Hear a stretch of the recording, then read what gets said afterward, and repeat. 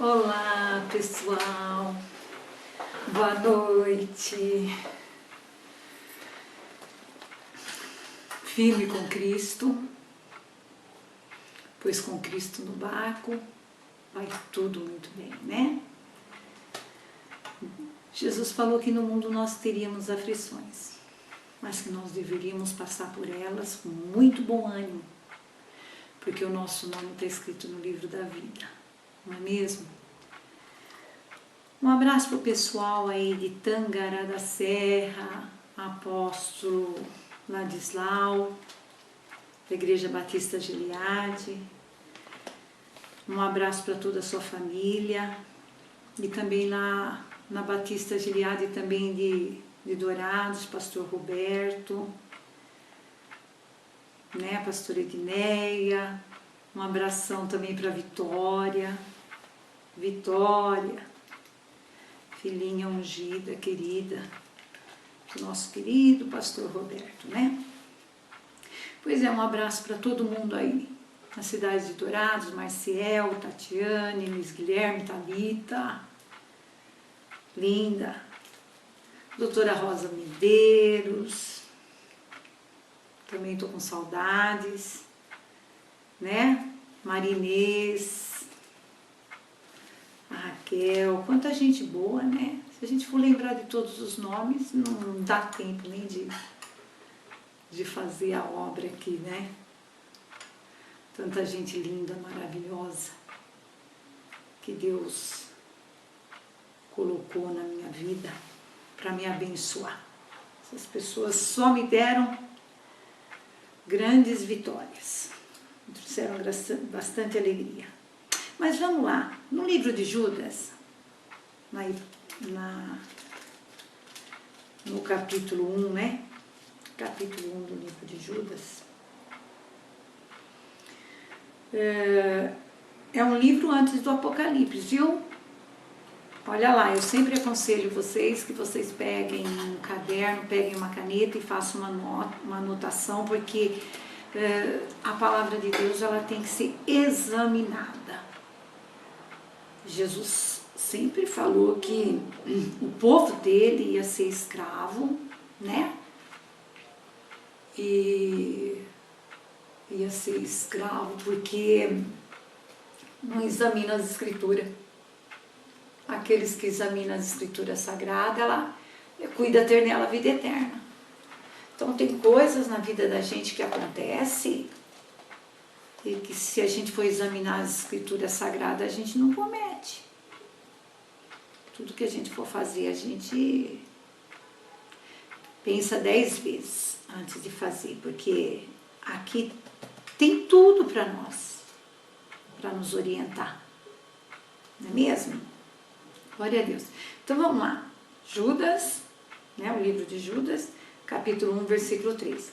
Amados, procurando eu escrever-vos com toda a diligência acerca da salvação comum, tive por necessidade escrever-vos e exortar-vos a batalhar pela fé que uma vez foi dada aos santos. Porque se introduziram, olha o que ele está falando aqui, ó, se introduziram alguns que já antes estavam escritos para este mesmo juízo, homens ímpios, que convertem em dissolução a graça de Deus e negam a Deus, o único dominador, e o Senhor nosso. Quem é o Senhor nosso? Jesus Cristo. Observa bem, introduziram e estão no nosso meio. Então você tem que fazer uma observação grande e ter discernimento, por isso que as escrituras foram feitas para você ter discernimento e examiná-la. Entendeu? Mas quero lembrar-vos como a quem já uma vez soube isto, que havendo o Senhor salvo um povo tirado da terra do Egito, quer dizer, Deus foi lá e tirou um povo da terra do Egito.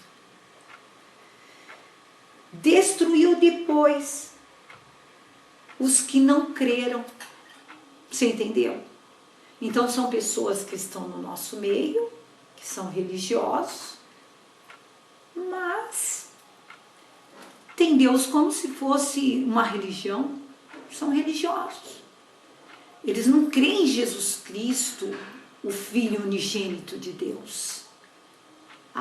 Eu pertenço a uma religião. Que religião você pertence? Eu pertenço à religião fulana. Não. Religião nenhuma morreu na cruz para dar vida por você e por mim. Nenhuma religião morreu. Quem morreu na cruz e ressuscitou é uma pessoa. Essa pessoa é o Senhor Jesus Cristo. Então não adianta você querer vestir a camisa de uma placa religiosa e sair por aí guerreando, defendendo como se ela fosse Deus, porque ela não é Deus. Ela não é Deus. Você tem que defender o reino de Deus. O reino de Deus com justiça, crendo em Jesus, tendo fé em Jesus, confiando em Jesus. Porque foi a única ligação que Deus encontrou, o único propósito que Deus encontrou foi sacrificar o seu próprio filho e filho unigênito para que nós pudéssemos voltar a ter amizade com Ele. Então é algo muito sério isso. E aqui no versículo 6, e aos anjos que não guardaram os seus principados, mas deixaram a sua própria habitação, reservou na escuridão e em prisão eternas até ao juízo daquele grande dia. Então vai ter um juízo. O grande dia do Senhor já se aproxima, ele está chegando. Está chegando. Então vamos pular um pouquinho aqui para adiantar, porque o tempo aqui não espera, não é mesmo? Vamos para o versículo 9. Mas o arcanjo Miguel, quando contendia com o diabo e disputava a respeito do corpo de Moisés, o arcanjo Miguel, ele discutia, ele estava com uma situação travada ali com o diabo, né? Porque eles estavam em discussão porque o que ia fazer com o corpo de Moisés. Não ousou pronunciar juízo de maldição contra ele, mas disse: o Senhor te repreenda. Você entendeu? Então não é julgar, não ousou amaldiçoar o próprio diabo. Você entendeu? Então Miguel falou para ele que o Senhor te repreenda. Então é algo muito sério isso. Muitas vezes a gente tem que tomar muito cuidado com as palavras que saem da nossa boca. Esses, porém, diziam mal do que não sabem. É duro. Você não veio para Jesus, você não aceitou Jesus, você não examinou as Escrituras Sagradas, você não sabe do que se trata e você quer falar daquilo que você não conhece.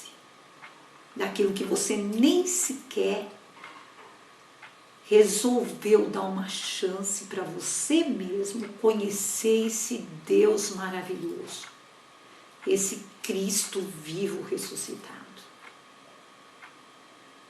Então, eu acredito que o nosso Deus, ele aguarda que nós tomamos posicionamento de ter o seu Filho Jesus Cristo dentro do nosso coração e recebê-lo em nossas vidas como nosso único Senhor e Salvador de nossas vidas. Ai deles, porque entraram pelo caminho de Caim. Você lembra o que foi que Caim fez com Abel? Caim era orgulhoso, era uma pessoa sem juízo, uma pessoa que deixava sempre as coisas de Deus por último. As ofertas que ele trazia no altar eram ofertas contaminadas, porque não eram primícias, Entendeu? E aí, em vez dele se consertar, em vez dele se acertar, ele ficava de olho na oferta de Abel. Porque Abel era um homem temente a Deus, um homem ajuizado, uma pessoa de caráter. Ele pegava a primazia, ele dizimava, ele colocava no altar. E quando ele colocava no altar, o cheiro subia. E Deus se agradava de Abel. E Caim não, Caim era uma pessoa possessa, cheia de ódio, de ira no coração. Tanto que depois ele matou o próprio irmão por causa da inveja. Não é mesmo? Porque tem pessoas que preferem morrer, preferem destruir a vida de outra pessoa, ou então destruir a si próprio, porque uma pessoa que tem orgulho, que tem ódio, que tem avareza, ele não destrói quase ninguém em volta dele, mas ele destrói a si mesmo. Porque é uma pessoa separada de Deus, que precisa ser liberta, que precisa arrancar do coração essa malignidade. Não é mesmo? E o tempo vai voando e as pessoas têm que se apressar em chegar diante de Deus, dobrar o joelho e falar: Pai, eu não quero mais ser assim, eu não quero mais sentir esse nervosismo, esse ódio, essa ira, essa revolta, eu não quero mais isso dentro de mim. Eu preciso de Jesus, eu preciso ser lavado no sangue de Jesus, eu preciso ser liberto disso tudo. E isso daí, olha o que o Senhor fala aqui, hein? Porque esses tipos de pessoas estão introduzidas no meio do povo de Deus. Entra na igreja murmurando e sai da igreja murmurando. Entra na igreja endemoniado e sai mais endemoniado ainda do que quando entrou. Por quê? Porque não quer obedecer a palavra de Deus, porque não quer respeitar as escrituras e porque fica distraído e nem presta atenção no que Deus está fazendo ou falando na igreja. Não é mesmo? E aqui ele fala assim, então: ai deles, porque entraram pelo caminho de Caim e foram levados pelo engano do prêmio de Balaão. Balaão recebeu um prêmio para amaldiçoar o povo de Israel.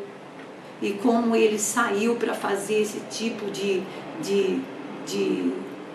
serviço, embora ele tenha sido interrompido para que ele não fosse e não fizesse, porque Deus apareceu para ele e falou assim: olha aqui, Balaão, não amaldiçoe o meu povo, porque ninguém pode amaldiçoar aqueles que eu abençoei. Contra Jacó não vale encantamento e maldição sem causa não se cumpre. Mas esse espírito maligno de Caim, que matou Abel, e esse espírito maligno desse falso profeta Balaão, ele está introduzido por aí, no meio do povo de Deus. Tem que tomar muito cuidado. Cada um discirna a si mesmo, sem julgar ninguém. Discirna, olha para dentro de si, olha para dentro do seu coração e tenha discernimento de si mesmo. Examine a sua conduta, não examine a conduta dos vizinhos, não examine a conduta de quem está sentado do teu lado. Não examine, não entre dentro da igreja com esse propósito. Não se distraia. Não dê lugar ao engano. Não dê lugar à falsidade dentro do seu próprio entendimento. Vá à igreja para meditar na palavra de Deus, para grifar a palavra de Deus, para guardar no coração, para quando sair dali de dentro da igreja, chegar em casa e meditar naquela palavra que Deus falou com você, que saiu do altar. Quanto mais se aproxima a volta de Jesus, mais eu tenho que me aproximar de Deus, porque Deus é comigo. E ainda Jesus falou que o reino de Deus é tomado à força. E aí os discípulos perguntaram: mas onde está esse reino? Está dentro de você. Você tem que libertar a tua mente, você tem que tirar os entulhos da tua cabeça. Você tem que sair de casa, já sair com um propósito de organização para chegar e oferecer um culto que agrade a Deus verdadeiramente. Não desviar seu pensamento nem para a direita nem para a esquerda.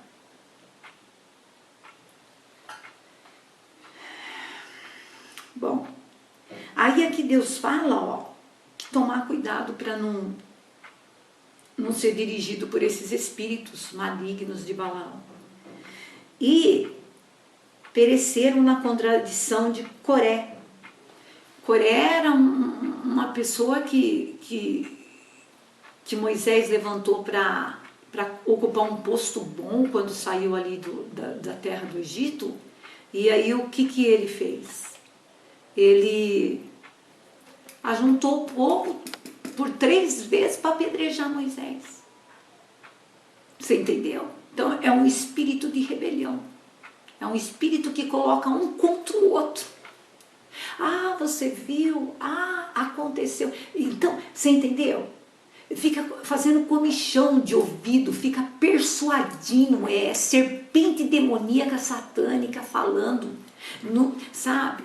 Deixa de prestar atenção na palavra de Deus saindo do altar para ficar observando a vida dos outros, medindo os passos da vida dos outros. É espírito de Coré. É que fica dentro da igreja organizando uma maneira de levantar uma rebelião para fazer divisão.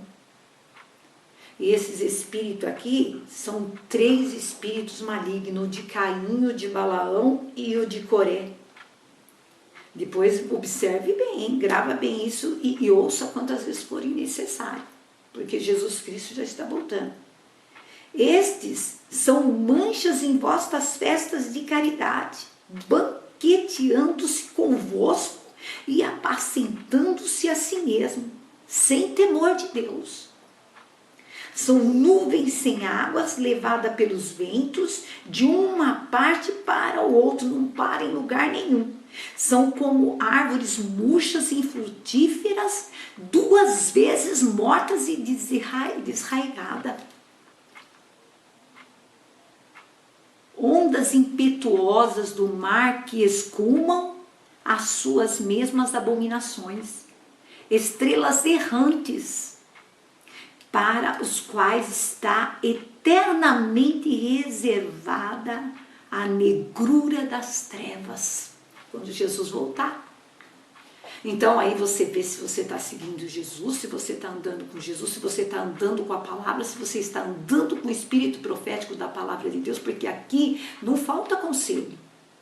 Aqui não falta um Deus que fala para você, cuidado, você está bem, ó, na beiradinha. Mais um pouquinho alguém te empurra e você está aí, ó, longe de Jesus, frequentando a igreja, não temendo a Deus, saindo fora do culto e depois do culto ainda por cima, só Deus sabe por onde é que vai. Jesus nos ama, Ele ainda não voltou e você pode ter certeza que enquanto houver vida há esperança. Nós estamos tendo um chamado de Deus para nos consertar todos os dias. Todos os dias nós chamamos ao Deus Todo-Poderoso que venha com o sangue do Filho dele e limpa as raízes do nosso espírito e do nosso coração. Para que nós possamos ter temor de Deus. E Jesus, aí ó, antes de tocar a trombeta, Ele está fazendo um chamado para todos nós que nos unimos em oração, que nos unimos em leitura e examinando a Escritura Sagrada. E examina e medita e guarda no coração. Que Deus abençoe vocês, que a palavra de Deus entre no teu coração, entre no seu entendimento e você saiba que Jesus Cristo não quer deixar ninguém que é dele aqui na terra quando a trombeta tocar. E falta pouco tempo. Então quero dizer a vocês que o amor de Deus esteja nos vossos corações. E que seja feito a vontade de Deus, que venha o reino de Deus. Não é assim que diz? Venha a nós o teu reino e seja feita a tua vontade, assim na terra como no céu. Então que assim seja. Quero dizer a vocês todos que esse Jesus é maravilhoso e que o Espírito Santo dele está conosco e que nós não estamos só. E é Ele quem nos capacita e nos coloca de pé para examinar as Escrituras. maior testemunho do que Deus está dando a respeito do Filho dele é impossível. O meu testemunho é grande, o seu testemunho é grande, mas o testemunho de Deus é perfeito. Ele fala do Filho dele, o Filho unigênito dele, que está vivo, ressuscitado, que está sentado à direita dele, com as chaves do inferno e da morte na mão, e que vai voltar, e que vai arrebatar o povo dele, que vai arrebatar a igreja. E nós temos que estar prontos para esse grande dia.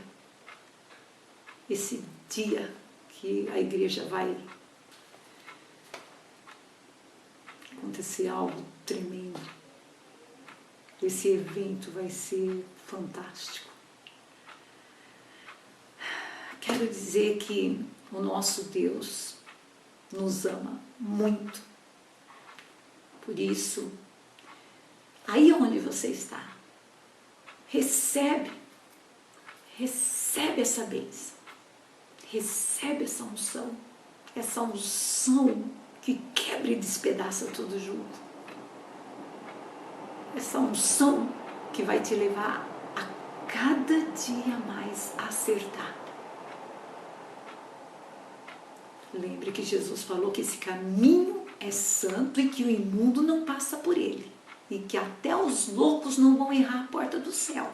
Que dirá nós, que somos perfeitos, que temos saúde, que temos um raciocínio bom, uma inteligência que vem do Espírito Santo para nos conduzir a caminhar junto com Jesus Cristo. Que Deus abençoe vocês. E que vocês possam continuar orando em meu favor, porque eu realmente conto contigo, conto com vocês todos, meus irmãos queridos. Só Cristo sabe tudo sobre nós. Portanto, nós já temos um grande juiz. Ele é quem vai dar o veredito e a sentença para nós. Então Deus não colocou nós aqui para condenar ninguém.